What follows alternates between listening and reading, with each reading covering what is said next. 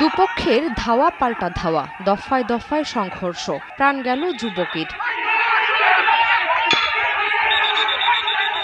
স্থানীয়রা জানান, বুধবার মোটরসাইকেল ও ইজি বাইকের সাইড দেয়া নিয়ে নরসিংদীর চর বেলাবো এবং মাটিয়ালপাড়া গ্রামের কয়েকজন যুবকের মধ্যে কথা কাটাকাটি হয়। এ সময় মারধরে আহত হয় ৩ জন।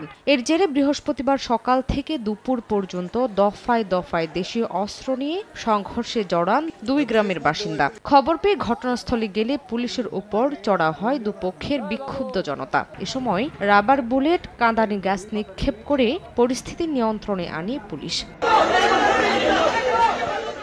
এদিকে ব্রাহ্মণবাড়িয়ার সরাইলের পাকশিমুল গ্রামের নুরুল আমিনের পক্ষের সঙ্গে রাজীব আকবের দীর্ঘদিন ধরে জমি নিয়ে বিরোধ চলছিল।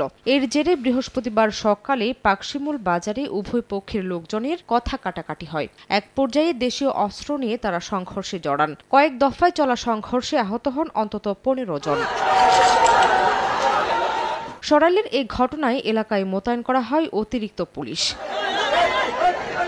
শামিমা শাম্মী, সময় সংবাদ।